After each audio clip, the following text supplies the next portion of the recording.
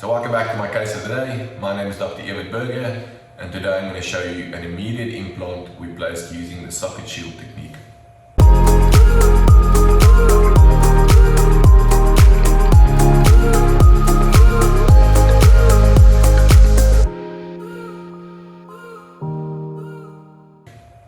So when the patient first came to us, it was about 2 years ago in 2021, you can see he presented like this. He had a full mouth rehab done somewhere else, and a few years later things started to fail.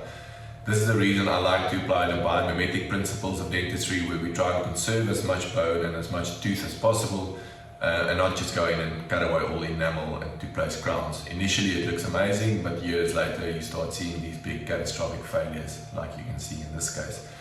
So you can see the 2.2 and the 2.3 is completely failed and broken off. The 3.4 and the 5.4 also completely failed, and we had to replace these crowns and replace these two teeth with implants. So this is what it looked like when he came back to us again, and in this case now the 1.1 has failed completely. We took a 3D scan using our 3-shape scanner, and you can see from the scan that the tooth is really not restorable, broken off at the gum level and completely decayed. We then went and took a 3D CBCT scan, and on the scan you can see that there is enough bone to have an implant placed behind it. You can also see that there is no infection on the root, so we can use the root as a socket shield, where we basically cut the root off in half and leave the outside portion to protect the buccal bone from collapsing in future. So we placed our implant digitally. We then take all of this and we go into our stent design software. This is called Co-DiagnostiX software. We bring in the patient's CBCT. We also bring in the 3D STL file of the patient's mouth, the scan of the patient's mouth. We then go and we place our implant exactly where we need it.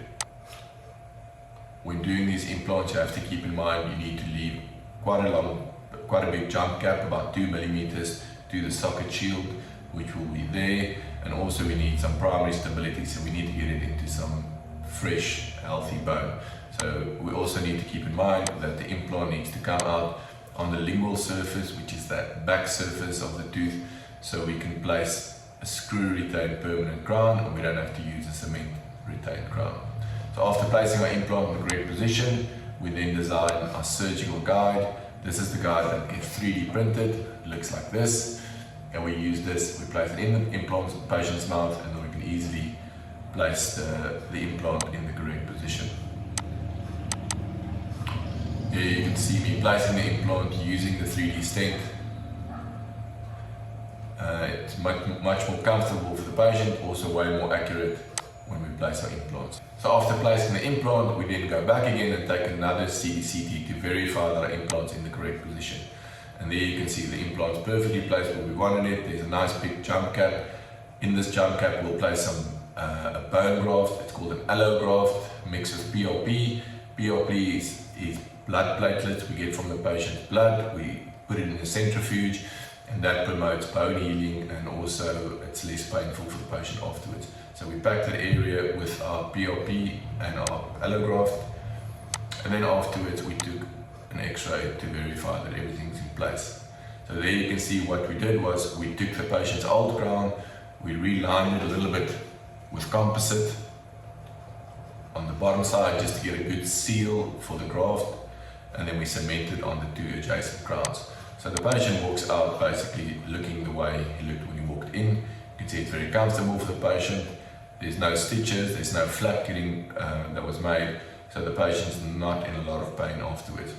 We will then leave this for about 5 to 6 months probably, wait for the implant to integrate properly, then we'll take the temporary crown off again and we'll place a permanent screw retained implant crown.